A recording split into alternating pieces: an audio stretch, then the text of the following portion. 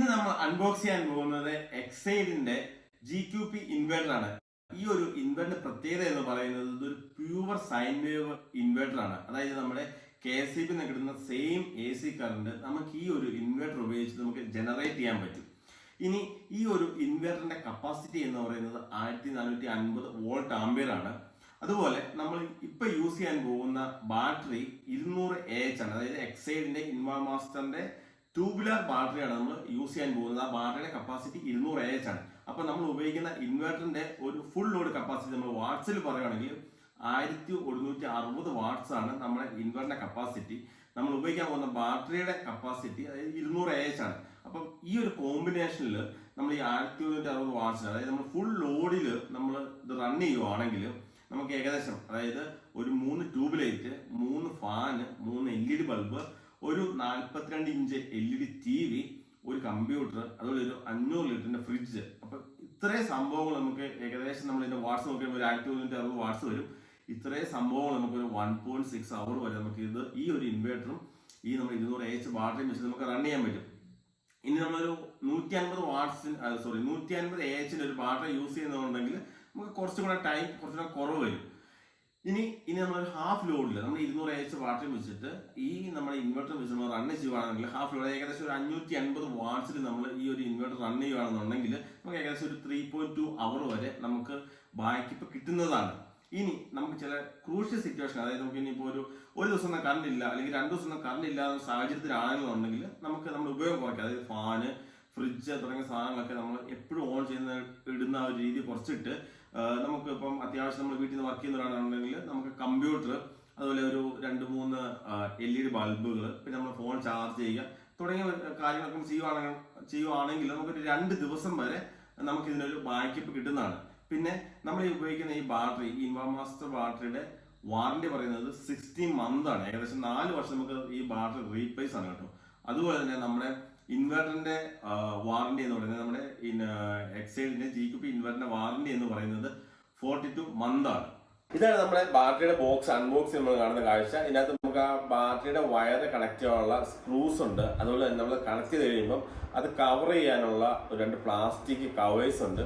പിന്നെ ഒരു battery level indicator, അതായത് നമ്മുടെ ബാറ്ററി വാട്ടറിന്റെ ആ വാട്ടർ ലെവൽ ഇൻഡിക്കേറ്റ് ചെയ്യാൻ വേണ്ടിയിട്ടുള്ള ഒരു ഇൻഡിക്കേറ്റർ ഉണ്ട് കേട്ടോ. നമുക്കിവിടെ 3 ഫ്യൂസുകളാണ് ഉള്ളത്. അതായത് 3 സെക്ഷനാണ് നമ്മുടെ ഈ വീട്ടിൽ വയറിങ് പോകുന്നത്. അപ്പൊ ഇതിന്റെ അകത്ത് ആദ്യത്തെ 2 ഫ്യൂസ് അത് നമ്മുടെ ഒരു നോർമൽ ലോ പവർ എക്യുപ്മെന്റ്സ് ആണ് കണക്ട് ചെയ്തിരിക്കുന്നത്. അതായത് നമ്മുടെ ബൾബ്, TV, ഫ്രിഡ്ജ് തുടങ്ങിയ കാര്യങ്ങൾ നമ്മൾ അതിനകത്ത് കണക്ട് ചെയ്തിരിക്കുന്നത്. ഇനി 3ാമത്തെ ലൈൻ നമ്മൾ കണക്ട് ചെയ്തിരിക്കുന്നത് ഹൈ പവർ ആയിട്ടുള്ള, അതായത് നമ്മുടെ washing machine, motor, iron box തുടങ്ങിയ കാര്യങ്ങൾ നമ്മൾ 3ാമത്തെ ലൈനിൽ കണക്ട് ചെയ്തിരിക്കുന്നത്. അപ്പൊ നമ്മൾ ഇൻവെർട്ടർ നമ്മൾ കണക്ട് ചെയ്യാൻ പോകുന്നത് ആദ്യത്തെ 2 ലൈനുകളാണ്. ഇനി നമുക്ക് നമ്മുടെ ഇൻവെർട്ടർ കണക്ട് ചെയ്യാം. ഇൻവെർട്ടർ കണക്ട് ചെയ്യാൻ വേണ്ടി നമുക്കൊരു 3 പിൻ ടോപ്പ് ഉണ്ട്, നമ്മളത് കണക്ട് ചെയ്യാം. പിന്നെ നമ്മുടെ ഇൻവെർട്ടറിൽ നിന്ന് വരുന്ന ഔട്ട്പുട്ട് നമ്മളൊരു വൈറ്റ് 3 പിൻ ടോപ്പ് വെച്ച് നമ്മൾ കണക്ട് ചെയ്തിട്ടുണ്ട്. അപ്പൊ നമ്മളിവിടെ ഒരു ബ്രിഡ്ജ് കണക്ടർ യൂസ് ചെയ്യുന്നുണ്ട്. നമ്മൾ ഒരു എക്സ്ട്രാ ഒരു പ്ലഗ് നമ്മൾ കൊടുത്തിട്ടുണ്ട്, ഒരു ചെറിയൊരു ബോക്സ് നമ്മൾ കണക്ട് ചെയ്തിട്ടുണ്ട്.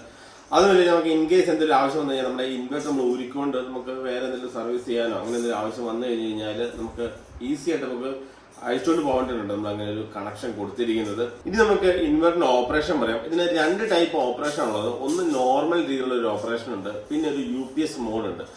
നോർമൽ രീതിയിലുള്ള ഓപ്പറേഷനിൽ നമ്മുടെ KSEB വോൾട്ടേജ് നമുക്കറിയാം 240 ആണ് നമ്മുടെ നോർമൽ വോൾട്ടേജ് KSEB വരുന്നത്. അതൊരു 100 വോൾട്ട് താഴെ വന്നു കഴിഞ്ഞ് കഴിഞ്ഞാൽ എന്ത് ചെയ്യും, ഇൻവേർട്ടർ സ്വിച്ച് ചെയ്യും. അതാണ് നോർമൽ മോഡ്.